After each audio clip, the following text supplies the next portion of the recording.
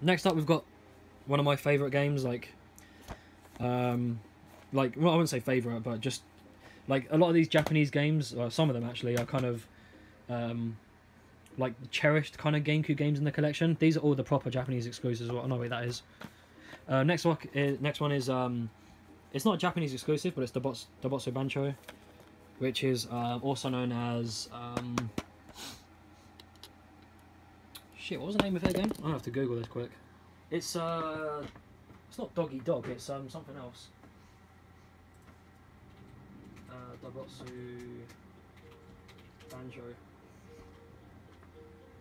Dobutsu Bancho.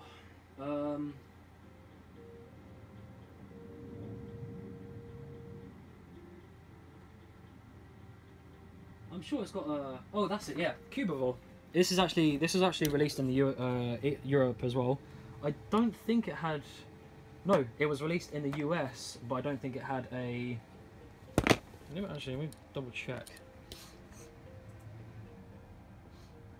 Let's have a look. Yeah, Cubivore. I'm pretty sure Cubivore had a really limited European release. Cubivore GameCube. Just check when it came out. Yeah, that's it. Yeah. So it was only ever this game here was only ever released in Japan and the US. Under in Japan it was obviously Dobutsu Bancho, and in the US it's called Cubivore. You can kind of guess by what the two names are. Cubivore, it's cube and then vor. For those who don't know, vor's a really weird fetish where people eat each other. I don't know. It's like Attack on Titan if it was porn or some shit like that. But yeah, whatever you do, don't. Well, actually, yeah, I dare you look up vor fetish or something. It's fucking weird. Like giant Miku Hatsune's eating people, and then they get off to it or something. But yeah, this is Cubivore. This is a really weird game. It's kind of like a simulation farming type Animal Crossing thing, where you play as like these dogs with 3D cube heads but 2D flat bodies, and you eat each other while making friends, similar to how you would in Animal Crossing. But there's some really fucked up artwork in this as well. Like, wait till you see it. It's like, yo, what the fuck is this? I've played it for a little bit, and I was like, this is quite a neat little game. I've always wanted to get into it a little bit more. Okay, I think it's this. Is it? Is it this one? The image that's really fucking gross. No, yeah. Like, what is this? Here's like the little pamphlet that comes with it. Why are their hands so hairy? Who's playing this GameCube game? Like, what the fuck? But yeah, you can see there, like, you meet friends, you eat them, and then, like, you rip their heads off. There's these little dog things, and there's all the controls for it. And it's like, apparently you're some hairy, like, fucking Sasquatch-looking bitch. That's like, here's a little animals you guys play as well. This is by the way, this is a first-party Nintendo game as well. This is one of their property games. I don't think it's been referenced in Smash Bros or anything like that. I think there is actually a trophy of it in Smash Bros Melee. But it's really weird. Wait till you see the artwork for it as well. They do an anatomy of what the inside of one of these Cubivore looks like, and it's really like, what? Alright, I'm doing this with one hand, it's a bit awkward. Where is it? Where is it? There we go, look at this. What the fuck? What is that? That is gross as hell.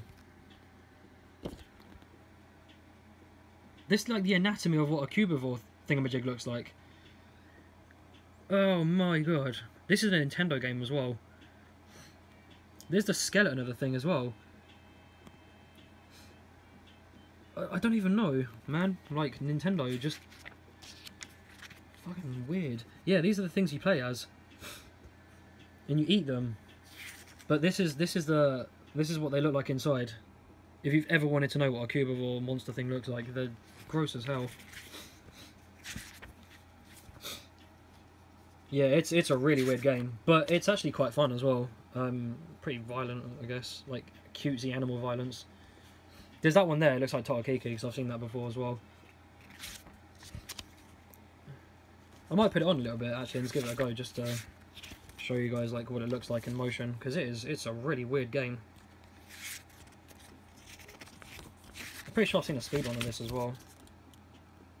Yeah, weird messed up stuff. Anyway, yeah, that's Cubivore. It's new for people like us who are in Europe because, obviously, like I said, it was never released here. But it's like, wow. I'm kind of surprised it did get a US release, which is good because it means there's, you know, you can just download the US version when it's in English, which I've got on my Wii U. But if you're interested, never seen it before, check out Cubivore or Dobutsu Bancho. Pretty interesting little game. That's going on the shelf. Giftpia. Wow, this is a special game, this is. Man, do I love this game. Alright, so get this right. This game is actually, funny enough, was produced by Shigeru Miyamoto himself. Again, Japanese exclusive. This is a game that Shigeru Miyamoto actually created himself. Like, this is one of his main games, along with, like, Mario and Zelda and all that crap. Like, it's up there, but this was only ever released in Japan. You play as this little jet-set-looking radio reject, Pockle, and the whole story is it's a bit like Animal Crossing again, where you you have your coming of age ceremony, which Japan have anyway, like when you go to like adulthood or something like that. No, it's Giftpia. Yeah, so it's Giftpia. Really nice artwork there. I think they're pretty bland. But anyway, yeah, you're going to your coming of age ceremony. You have to wake up and attend it. But the story is that Pockle, this guy here, didn't actually make it in time and he was late for the ceremony. So what happened then was you then have to work a job. No, you're then given basically a fine of like 1 million, whatever the currency was in this game, I can't remember. And you then have to work that off. So you then have to do all these kind of missions, similar to Animal Crossing, where you pay off like your house debt. Instead, you're paying off your coming of age ceremony debt. Once you pay that off, you then go through the ceremony again. But the thing is, it's got a really weird sense of humour as well, like quite weird for someone like Shigeru Miyamoto to kind of come up with, because it starts off the game as that you get thrown into jail, and then what they do is they blur out your face, so your face is all pixelated, like you're a criminal. They put you inside of a criminal-looking, you know, the black and white stripes, and they put a ball and chain on you as well.